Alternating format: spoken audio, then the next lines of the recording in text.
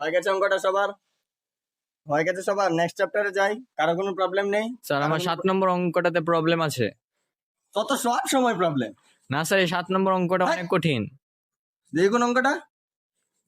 ইসিরে এই অঙ্কটা তো নিজেই দেখে আসতে মনে নেই, ওটা আমার দ্বারা হবে না। ওটা নেক্সট দিন হবে। স্যার করে দিন না স্যার, লাস্ট স্যার, অঙ্কটা করে স্যার, দিন না, করে দিন না স্যার, করে দিন না, স্যার, স্যার, করে দিন না, করে করে দিন না স্যার। স্যার। এত সহজ একটা অঙ্ক পারছিস না? দেখবি তোর বন্ধুরা কেমন করে দেয়, দেখবি? তাদেরটা আর কে পারবি? দেখ, কে পারবি আর অঙ্কটা? স্যার ক্লাসে কেউ পারছে না এই অঙ্কটা। কেন? কেন কেউ পারবে না কেন? স্যার অঙ্কটা কঠিন আছে। কেন? না না না, পারতে হবে। না স্যার অঙ্কটা কঠিন আছে তো কি করবে?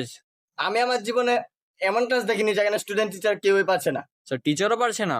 না মানে সব স্টুডেন্টরা পারছে না। ধাত, স্যারের কথা ধরে বেয়াদব কথা। কালকে হবে। না না স্যার, করে দিন না স্যার, আজকে করে দিন না স্যার। না না স্যার, সবাই বলছে করে দিন না স্যার, করে দিন না স্যার। তাদেরটা এত সহজ একটা অঙ্ক তোরা পারছিস না? লজ্জা করে না তোদের? বলিস কি করে? ছোট মনে হয় না নিজেদেরকে? ছোট মনে হয় না? লজ্জাই নেই। এত সহজ একটা অঙ্ক পাইস না, আয়নার সামনে দাঁড়াস কি করে রে তোরা? লজ্জা করে না? ছি ছি ছি ছি, এই একটা অঙ্ক পারিস না? ছি ছি ছি। তোদের মতো বয়সে থাকতে এত অঙ্ক প্র্যাকটিস করতাম যে কোনোদিন স্যারকে বলতে হয়নি যে স্যার অঙ্কটা পারিনি। সবসময় বলেছি স্যার অঙ্কটা করিনি। আর এত প্র্যাকটিস করতাম যে প্রশ্ন দেখার সাথে সাথেই আনসার, সাথে সাথেই সলভ করা একদম লেগে যেতাম। এমনও সময় গেছে যে প্রশ্নই দেখিনি, আনসার লিখে দিয়ে চলে এসেছি। তোর লেখার পর প্রশ্ন মিলাতাম, প্রশ্ন না মিললে বাড়িতে খেতাম না রে, খাওয়ার পেটে ঢুকতো না। মারও ইচ্ছা হলে রান্না করতো না, আরো কঠিন অঙ্ক দিয়ে দিত। বাবা যেদিনই খাতা আনতো সেই দিনই খাতা শেষ করে দিতাম অঙ্ক করে করে। তারপর বাবা খাতা আনা বন্ধ করে দিয়েছিল। তাল পাতা আনতো রে, তাল পাতা, তাল পাতা অঙ্ক করতাম। তারপর আমার অঙ্ক চক্করে তাল গাছ নেড়া হয়ে গেছিল। তারপর তো তাল পাতা আনা বন্ধ করে দিয়েছিল। আবার সবকিছু আনা বন্ধ করে দিল, তাল পাতাও না। লুকিয়ে লুকিয়ে তাল গাছে উঠে অঙ্ক করতাম।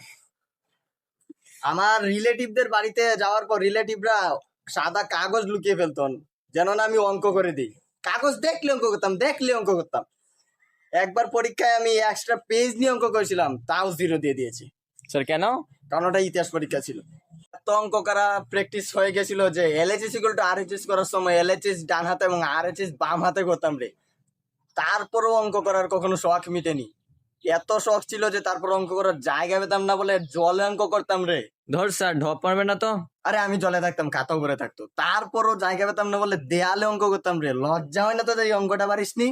ছি, অঙ্ক করে দেওয়াল ভরিয়ে দিয়েছিলাম বলে বাইরে থেকে মানুষ এসে দেখতো রে, বলতো অঙ্কের দেওয়াল কে বানিয়েছি। শেষ পর্যন্ত আমার মামা আসা বন্ধ করে দিল বাড়িতে। কেন স্যার? কারণ আমার মামার চুল খালি হয়ে যাচ্ছিল। জায়গা ফাঁকা দেখলে অঙ্ক করতাম রে, দেখলে অঙ্ক করতাম। স্যার তখন থেকে স্যার একই কথা বলে যাচ্ছেন। ও পারলে অঙ্কটা করান এখন। পারলে তো আমি এখনই করিয়ে দিতে পারি। এই বেল পড়ে গেল, তোদের জন্য অঙ্কটাই করা হলো না। আগামীকাল রাত ভরা বসে থেকে এই অঙ্কটা করবি, আর যদি না পারিস তখন আমি গুগল দেখে অঙ্কটা করিয়ে দিব, ঠিক আছে?